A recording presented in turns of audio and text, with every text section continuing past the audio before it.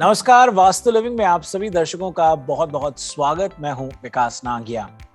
दर्शकों, पिछले कुछ एपिसोड से हम लगातार हमारी वास्तु और फंग शुई कंसल्टेंट पल्लवी छिलावाड़ा जी से बातचीत करते चले आ रहे हैं वास्तु और मिथ सीरीज पर, और उसके तहत हमने अलग अलग पहलुओं पर बातचीत करी।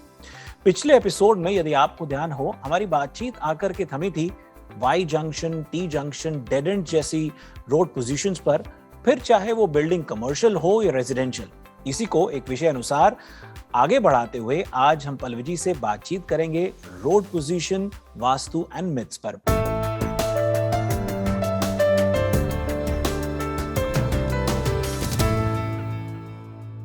पल्लवी जी, कार्यक्रम में आपका बहुत बहुत स्वागत। कैसे हैं आप? जी बहुत अच्छा। आज का जो विषय है बहुत ही दिलचस्प विषय, क्योंकि कई बार लोग जब घरों को या अपने नए बिजनेस प्रॉपर्टीज को, कमर्शियल वेंचर्स को प्रॉपर्टीज देख रहे होते हैं, तो कई बार कंफ्यूजन सी होती है कि अभी डेड एंड की प्रॉपर्टी ले लेनी चाहिए क्योंकि यहाँ पर थोड़ा भीड़ कम होगा, लोगों का आना जाना कम होगा। लेकिन फिर कई लोगों को लगता है कि नहीं, वही डेड एंड खतरनाक भी हो सकता है, नुकसानदेह भी हो सकता है। तो ऐसे बहुत सारे मिथ्स हैं। Road position, vastu and myths विषय पर क्या कहेंगे?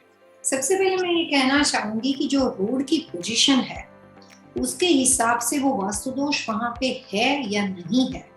ये बात मैंने इतने सालों की प्रैक्टिस में ज्यादातर लोगों का जो अपना अनुभव होता है, खुद परचेस करने की, कई बार बुक पढ़ के या अपने तरीके से चूज करने की, जो मैंने सिलेक्टेड लॉट देखे हैं, अपनी चॉइस, अपनी पसंदगी देखी है, उसमें मैं ये नहीं कहूँगी 99.9%, मैंने 100% लोगों को गलत देखा है।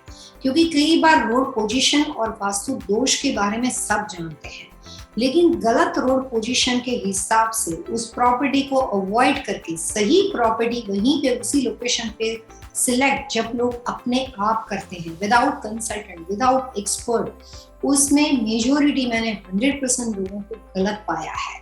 जब आपने विकास जी ये सब्जेक्ट को सिलेक्ट किया कि road position, ideal road position and vastu, और T junction, Y junction, L junction, intersection position and vastu दोष और वास्तु मिथ्स, तो मेरे को लगा कि एक बहुत अच्छा मौका है जिसके माध्यम से मैं काफी अच्छी इंफॉर्मेशन लोगों को दे सकती हूँ। और मेरी कोशिश ये रहेगी कि ये जो हमारा जो ये एपिसोड है उसको हम 2 पार्ट में ब्रेक डाउन कर सकते हैं। ब्रेक से पहले हम रेसिडेंशियल प्रॉपर्टी पे बात कर सकते हैं, ब्रेक के बाद में हम कमर्शियल बिल्डिंग के बारे में बात कर सकते हैं, ताकि आपको ये आइडिया मिले कि लोगों के दिमाग में रोड पोजीशन के बारे में गलत फहमी, मिथ्स क्या है, और एक्चुअली रोड पोजीशन को किस तरह से वास्तु के नजरिए से देखा जाता है। जी, तो जैसा कि आपने सुझाव दिया कि इस सेगमेंट में हम रेजिडेंशियल पर बातचीत करते हैं, क्या कहेंगे? सबसे पहले मैं ये कहूंगी, कंसल्टेंट होने के नाते मैं आपके साथ एक अपना अनुभव शेयर करने की कोशिश कर रही हूँ। उसमें ये कहना चाहूंगी कंसल्टेंट होने के नाते कि T junction, Y junction, L junction, उसका बिगिनिंग हो या उसका एंड हो, इंटरसेक्शन का बिगिनिंग एंड नहीं होता है, इंटरसेक्शन सिर्फ इंटरसेक्शन होता है। तो ये सारे रोड पोजीशन के जो वास्तु दोष होते हैं, वो जितनी भी वास्तु शास्त्र के बारे में आपको जानकारी है, जो भी अलग अलग तरह के छोटे मोटे दोष आप घर के अंदर देखते हो, किचन, सीढ़ियाँ, बेडरूम, बाथरूम, सबसे काफी भारी होता है, क्योंकि वो लॉट और फ्लोर प्लान दोनों को इक्वली इफेक्ट करता है। काफी सारे वास्तु के ऐसे दोष है जो लॉट को इफेक्ट करते हैं, फ्लोर प्लान को नहीं करते। फ्लोर प्लान में जो दोष होता है वो लॉट पे नहीं आता है। सीढ़ियाँ गलत है तो फ्लोर प्लान में है, उसका लॉट से लेना देना नहीं है। पीने का पानी या शेप ऑफ द लॉट गलत है तो वो सिर्फ लॉट पे, उस पर डिपेंड करता है, वो फ्लोर प्लान पे नहीं आता है। लेकिन रोड पोजीशन इक्वल इफेक्ट करता है सब जगह पे। तो जब कोई चीज इक्वली इफेक्ट करती है प्रॉपर्टी के ओनर को, प्रॉपर्टी के लॉट को, प्रॉपर्टी के फ्लोर प्लान को, तो उसका सही प्रभाव, अच्छी चीजें फायदा कर सकती है, लेकिन उसका दुष्प्रभाव, नेगेटिव चीजें भारी नुकसान कर सकता है। इसीलिए मैं सिर्फ यही कहना चाहूंगी कि टी, वाई, एल जंक्शन वाले बनी हुई रेसिडेंशियल या कमर्शियल प्रॉपर्टी को वास्तु शास्त्र के अनुसार हो सके अवॉइड कर सको, पहले से जानकारी का कोई सोर्स या सही माध्यम हो तो नहीं लेना चाहिए, चाहे वहां पे कितना भी लाभ आपको क्यों न दिखता है। जी, अब देखिए, यहाँ एक बात तो यह है कि जो खरीदने वाले हैं या खरीदने का सोच रहे हैं उनको तो आपने सचेत कर दिया, लेकिन जो ऑलरेडी इन प्रॉपर्टीज में रह रहे हैं उनके लिए क्या सुझाव रहेगा? अभी हमारा इस प्रोग्राम में प्रयत्न कोशिश ये हमारा ये रहता है कि इसमें गलत मान्यता क्या है। पहले हम उसको रेक्टिफिकेशन तो बाद में आता है, लेकिन पहले ये होता है कि वास्तु और मिक्स में टी जंक्शन के बारे में लोगों के दिमाग में गलत फहमी क्या है। ये तो मैंने आपको बताया कि मेरा अनुभव ये कहता है कि कोशिश हो, अगर शुरुआत से मौका मिले तो नहीं लेना चाहिए इस तरह की प्रॉपर्टी, इवन इंटरसेक्शन ऑल्सो। लेकिन वास्तु में टी जंक्शन को सबसे गलत मानते हैं जब टी जंक्शन का डेड एंड होता है और उसका बिगिनिंग होता है। तो रोड पोजीशन को समझने के लिए अभी कुछ दिनों पहले न्यू जर्सी में मेरे पास एक घर आया था। उनके जो वाइफ थे वो स्कूल में टीचर थे, हस्बैंड थे वो आईटी में कोई काम करते थे। हस्बैंड का काम ऐसा था जो घर से ज्यादातर करते थे, वाइफ तो स्कूल की वजह से आना जाना रहता था। तो जितना हस्बैंड घर से ज्यादा काम करते थे उसका घर टी जंक्शन पे पड़ता था, टी के बिगिनिंग पे था। उतने वो थोड़े लकी थे तो टी के बिगिनिंग पे था। तो हस्बैंड घर से वर्क फ्रॉम होम होने की वजह से उस घर में मूव होने के बाद जितना घर से काम करते थे उसके स्वभाव में 360 डिग्री परिवर्तन आ चुका। उस घर में लड़ाई झगड़े ज्यादा रहते थे। हस्बैंड जो थे वो ज्यादा जिद्दी, स्टबन, किसी को नहीं सुनने वाले, बहुत ज्यादा ड्रिंक की आदत, काफी सारे प्रॉब्लम्स वहां पे शुरू हुए। अब ये तो सारे एक्सक्यूज थे। स्वभाव का परिवर्तन होना, स्वभाव के अंदर कुछ ऐसी हैबिटें लग जाना, घर से काम करने की वजह से हो सकता है, कोविड की वजह से हो सकता है, फिर रीजन हो सकते हैं। कंसल्टेंट होने के नाते मुझे टी जंक्शन का दोष दिखता था। नॉर्मल आदमी को सर्कमस्टेंसेस की वजह से प्रॉब्लम्स दिख सकते थे। हस्बैंड को वाइफ के एटीट्यूड की वजह से लगता था, वाइफ को हस्बैंड के मिसबिहेवियर की वजह से लगता था। तो देखिए, जो समस्या थी उसको 3 लोग अलग अलग एंगल से देखते हैं। हस्बैंड को वाइफ के सारे दोष दिखते हैं, पत्नी को सारे पति के दोष दिखते हैं, वास्तु कंसल्टेंट होने के नाते मुझे टी जंक्शन के दिखते थे।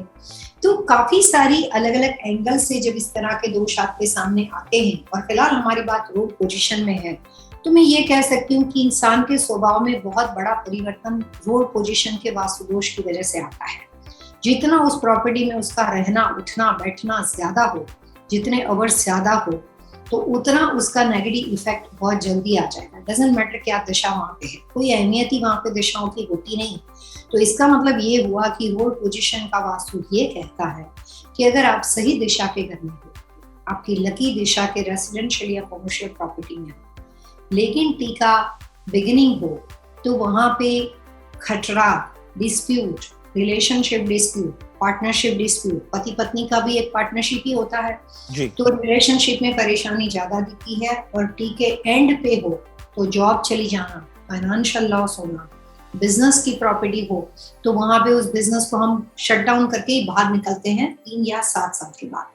तो रोड पोजीशन में टी जंक्शन का जो डेड एंड होता है उसको वास्तव में बहुत गलत मानते हैं।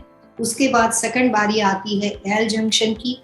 एल के डेड एंड पे वहां पे भी उसको बहुत भारी मानते हैं, उसको गलत मानते हैं जब एल का डेड एंड हो। अब काफी लोग बोलते हैं पहले भी एल का डेड एंड कैसे ढूंढेंगे, तो जैसे आप एल लिखते हो, एल का बिगिनिंग होता है टॉप वाला एरिया, एक रास्ता सीधा जाता, उसके बाद वो टर्न होता और उसके बाद एंड में जाके आपका घर पड़ता और उसके बाद कुछ ना हो, तो वहां पे 2 दोष अपने आप हो जाएंगे। एक तो वो एल के डेड एंड पे है और दूसरा वो उस पूरी कम्युनिटी के या डेवलपमेंट के डेड एंड पे है। तो एल का डेड एंड हमेशा बिगिनिंग वाले एरिया में नहीं होता है। जैसे ही आप एबीसीडी लिखते हो और जैसा आता है उसका एंड पार्ट, उसी को डेड एंड मानते हैं। काफी लोगों को इसके बारे में मिसअंडरस्टैंडिंग है। ये जो बातें अभी मैं बता रही हूँ, यहाँ पे रेसिडेंशियल और कमर्शियल प्रॉपर्टी में सारे वास्तु दोष मैं उसको इक्वली करूंगी। उसको मैं कोई यहाँ पे भेदभाव नहीं है कि रेसिडेंशियल में ज्यादा होगा, कमर्शियल में कम होगा। इक्वल नुकसान होता है, बहुत जल्द ज्यादा नुकसान होता है। शिकागो के अंदर, न्यू जर्सी के अंदर, न्यूयॉर्क के अंदर, कैलिफोर्निया के अंदर, इंडिया में राजकोट के अंदर, गुजरात के अंदर, बॉम्बे में, इवन यहाँ तक कि कनाडा में टोरंटो के अंदर, वैनकूवर के अंदर रोड पोजीशन का वास्तु किसी भी कंट्री के अंदर क्यों ना हो, किसी भी रिलीजन के व्यक्ति के पास इस तरह की प्रॉपर्टी क्यों ना हो, सीधा नुकसान करता है हर तरह की दिशा सही होने के बावजूद भी। जी दर्शकों, वास्तु लिविंग में वक्त तो चला है एक छोटे से ब्रेक का। ब्रेक के बाद हम पल्लवी जी से आज के विषय पर बातचीत को जारी रखेंगे। आप बने रहिए हमारे साथ।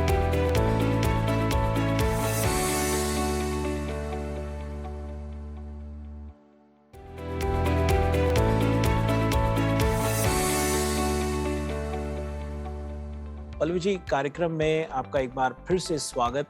देखिए, ब्रेक से पहले आपने ये समझाया कि टी जंक्शन या वाई जंक्शन या एल शेप जंक्शंस जो आते हैं उनमें नुकसान हो सकता है, और फिर वो रेजिडेंशियल हो, कमर्शियल हो, दोनों तरह की आपने परिस्थिति बताई।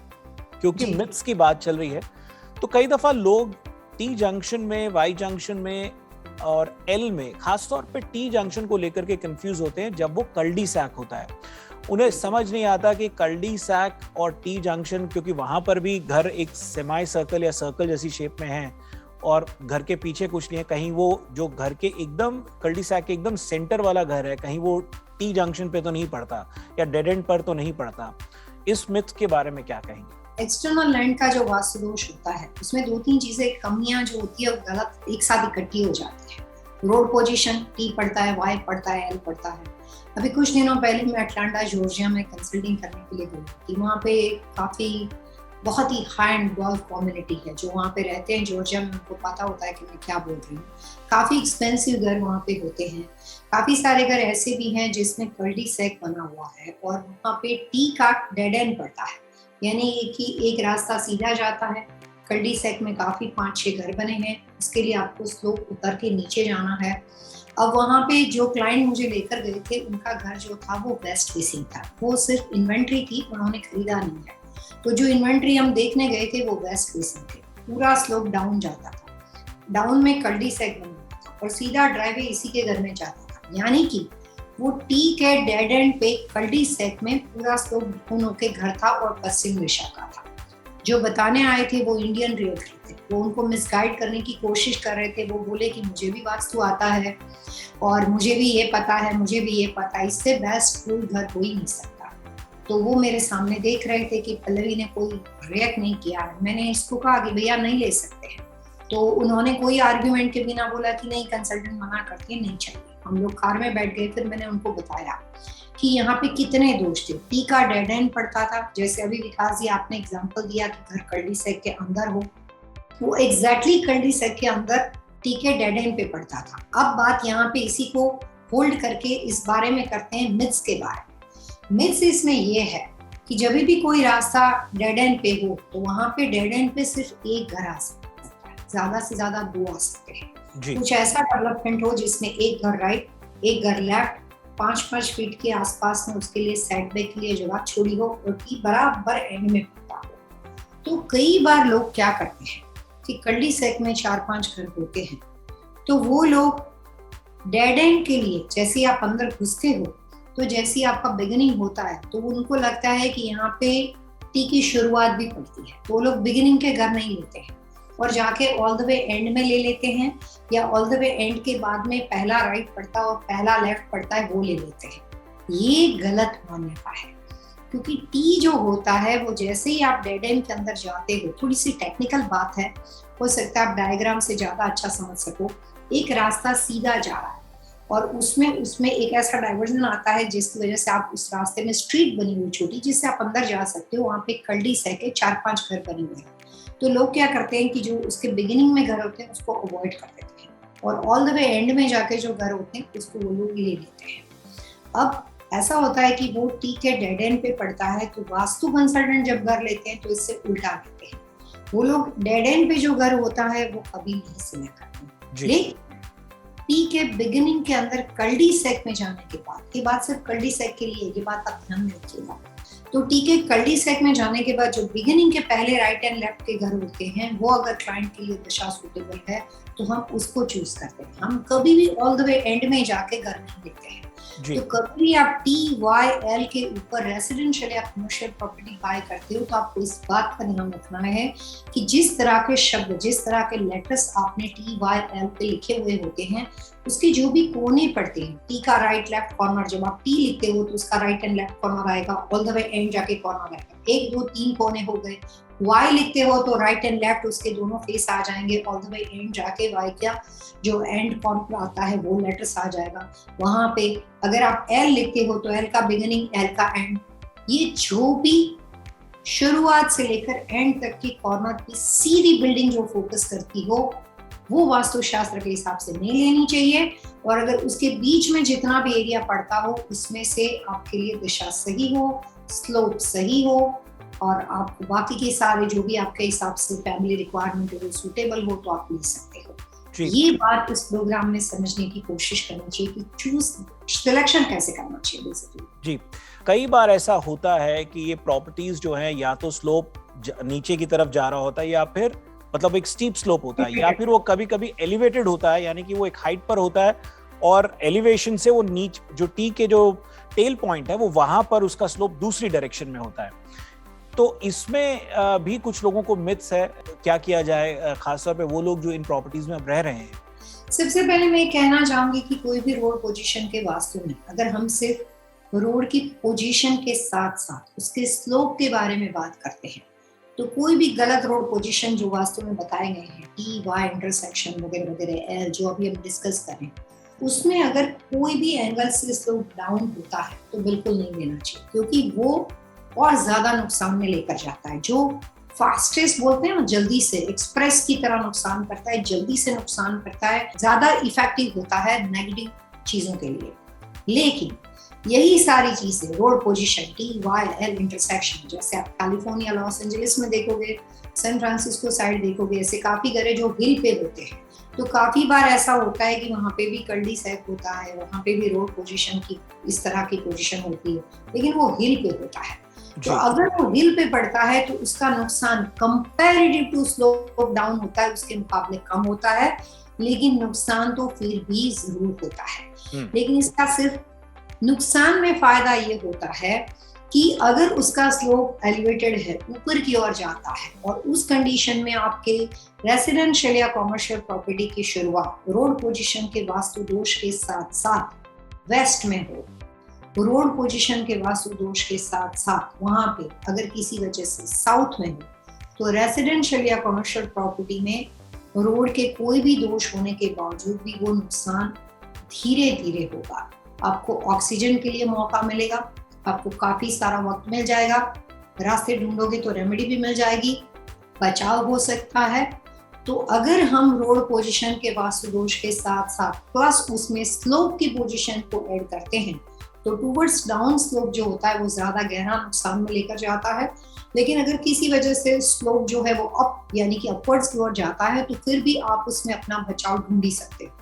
जी, हालांकि रेजिडेंशियल पर बातचीत करते करते आपने कुछ रेफरेंसेस कमर्शियल के लिए भी दिए और आपने कहा कि भाई T junction, Y junction, L junction पर जो प्रॉपर्टीज कमर्शियल भी हों उनको भी अवॉइड करना चाहिए। लेकिन क्योंकि ये इस सेगमेंट में आप कमर्शियल पर थोड़ा ज्यादा तवज्जो देना चाहते थे तो क्या कहेंगे कमर्शियल प्रॉपर्टीज के पर्सपेक्टिव से?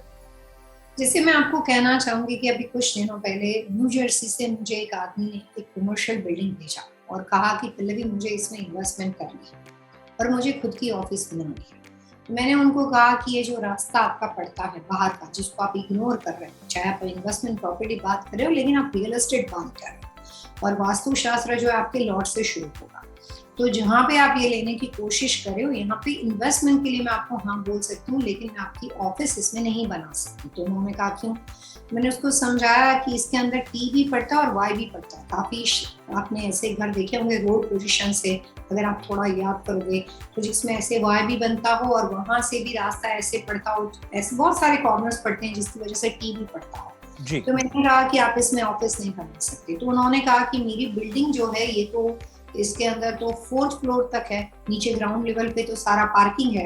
अगर आप न्यू जर्सी के अंदर कमर्शियल प्रीमाइसिस में जाके काफी ऐसी लोकेशन देखोगे जहाँ पे सिर्फ ऑफिसेस, बिल्डिंग ऑफिसेस वगैरह बनी हुई है, तो वहाँ पे कुछ जगह पे आपको वहाँ पे पार्किंग प्लॉट जो होता है वो ग्राउंड लेवल पे होता है, उसके बाद सारे ऑफिस बिल्डिंग शुरू होते हैं।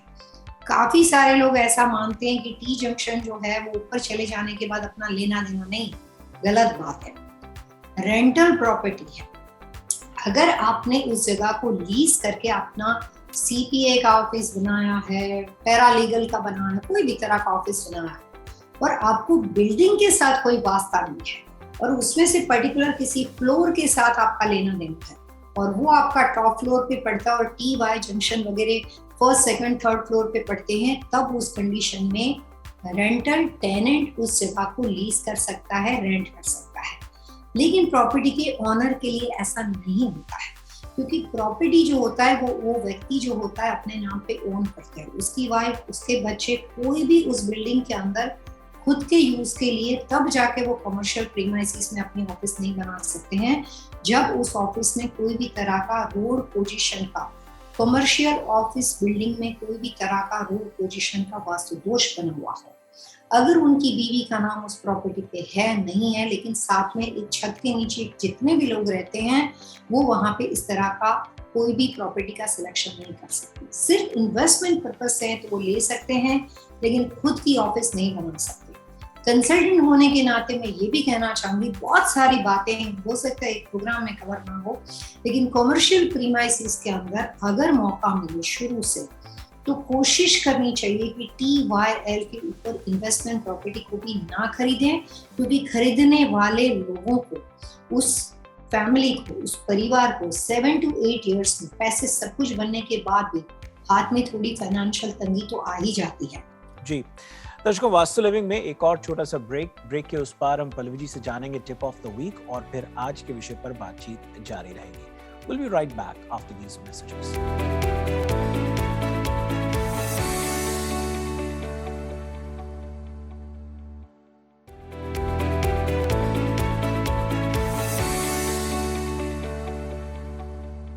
वास्तु लिविंग में आप सबका एक बार फिर से स्वागत। पल्लवी जी से आज बातचीत हो रही है वास्तु, रोड पोजीशन और मिथ्स पर। पल्लवी जी, कार्यक्रम में आपका एक बार फिर से स्वागत। इससे पहले कि हम आज के विषय को आगे बढ़ाएं, पहले आपसे जान लेते हैं टिप ऑफ द वीक। फिलहाल हम इस प्रोग्राम में रोड पोजीशन के बारे में बात करें। वैसे तो देखने जाओ तो मैंने काफी सारे टिप्स दिए कि सिलेक्शन कैसे होना चाहिए, लेकिन मैं इतना जरूर कहना चाहूंगी कि जब कभी आपको ऐसा कोई मौका मिलता है कि आप इस रोड पोजीशन के अंदर T junction, Y junction, L junction के अंदर उलझ गए हो, तो सबसे पावरफुल रेमेडी होती है आपके पास लैंडस्केपिंग की और कुछ प्रोडक्ट्स रेमेडी। वास्तु दोष के लिए, रोड पोजीशन के लिए 3-4 रेमेडी को कंबाइन किया जाता है। एक रेमेडी काम नहीं करती है। बिल्डिंग का एलिवेशन कैसा है, बिल्डिंग का शेप कैसा पड़ता है, कितने एंगल पे रोड पड़ता है, वो सब डिग्री को समझ के वहां पे रेमेडी, मल्टीपल रेमेडी का उपयोग होता है। लेकिन उपाय जरूर है। Majority remedy landscaping, rock garden, trees और श्रब्स, उसके माध्यम से की जाती है। जी पल्लवी जी, इससे पहले कि आज के एपिसोड को खत्म करें, कुछ बात ये भी आपसे समझना चाहूंगा। लोगों को जो मिथ्स हैं कि भी उन्होंने, जैसे इन्वेस्टमेंट प्रॉपर्टी की आप बात कर रहे थे, कुछ लोगों के कमर्शियल प्रॉपर्टीज ऐसी भी हैं जहां पर रोज की एक्टिविटीज नहीं है। वो हैं वाई जंक्शन पर, टी जंक्शन पर, एल जंक्शन पर, इंटरसेक्शंस पे भी कुछ ऐसी प्रॉपर्टीज हैं जहां पर रोज की एक्टिविटी नहीं है। वो उन कमर्शियल प्रॉपर्टीज को सिर्फ और सिर्फ वेयरहाउस की तरह या गोडाउन की तरह, या कोई ऐसी इन्वेंट्री है जिसका साल में सिर्फ 3-4 दफा ही है, तो उनके नजर में ये है कि भाई यहाँ एक्टिविटी तो कम है, इसको हमने सिर्फ एक स्टोरेज के नजर से रखा हुआ है। मेन बिजनेस, मेन जो एक्टिविटी होती है वो किसी और जगह से होती है। इस तरह की यदि पोजीशन हो, इस तरह के हमारे व्यूअर्स को या प्रॉपर्टी ओनर्स को क्या गाइड करना चाहेंगे? एक तो वो, और सेम ऐसी परिस्थिति रेजिडेंशियल में भी हो सकती है कि बहुत सारे लोगों की कोई प्रॉपर्टी लॉक पड़ी हो, प्रॉपर्टी इंडिया में घर ऐसा पड़ा हो जहां पे कोई रह नहीं रहा है, लेकिन उसका भी कोई रिपल इफेक्ट हो सकता है क्या?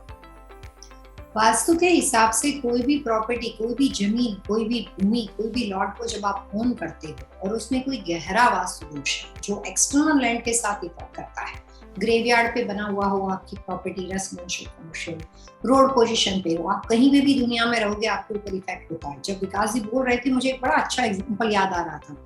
मेरे लॉस एंजलिस में क्लाइंट है, 3 ब्रदर है जो साथ में बिजनेस करते हैं। उनके जो यंगर ब्रदर है वो थोड़े से एग्रेसिव नेचर के, उनका बात पे लोगों के साथ, फ्रेंचाइजी के साथ इधर उधर झगड़ा हो जाता था, तो काफी ज्यादा लीगल पेपर वर्क उन्होंने जमा कर रखा था।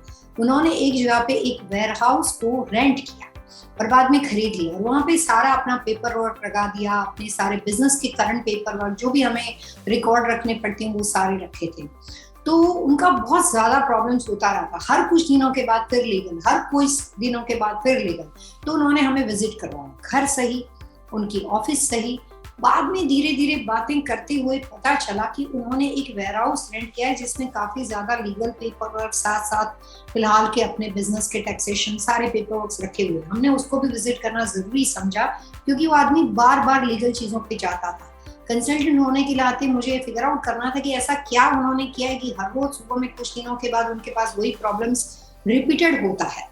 तो बाद में पता चला, जैसे आप बता रहे थे, कि उन्होंने उस वेयरहाउस को पहले रेंट किया, उसके बाद उन्होंने उसको खरीद लिया, और आप तो ये पूछ रहे थे कि 3 महीने में कभी इन्वेंट्री खोले या वहाँ पे सामान रखे। यहाँ पे तो ये नौबत थी कि वो पेपर वहाँ पे डंप करने के बाद कभी वो जाता ही नहीं था, फिर भी उसके ऊपर इसका इफेक्ट होता था। मेरे कहने का मतलब ये है कि रेजिडेंशियल प्रॉपर्टी या कमर्शियल प्रॉपर्टी TY जंक्शन पे आप कभी कभार खोलो या फिर आप उसको एवरीडे यूज करो या 5 साल में एक बार यूज करो। लेकिन अगर वो गलत दशा के वास्तु दोष के साथ, रोड पोजीशन के वास्तु दोष के साथ है, तो उसका नुकसान, उसका खामियाजा, उसकी तकलीफ उस जगह के ओनर को भुगतनी पड़ती है। बहुत ही दिलचस्प बात। दर्शकों, वास्तु लिविंग के आज के एपिसोड में इतना ही। अगले एपिसोड में हम पल्लवी जी से एक और दिलचस्प विषय पर बातचीत करेंगे। आप में से बहुत से लोगों ने जानने का प्रयास किया है, कोशिश करी है कि नंबर्स का जो है कमर्शियल रेजिडेंशियल प्रॉपर्टी के साथ किस तरह से वास्ता है। तो हम पल्लवी जी से वास्तु और मिथ सीरीज के तहत नंबर्स पर बातचीत करेंगे। पल्लवी जी, आइए दर्शकों से मिलकर के आगे लेते हैं। Wish you all happy vastu.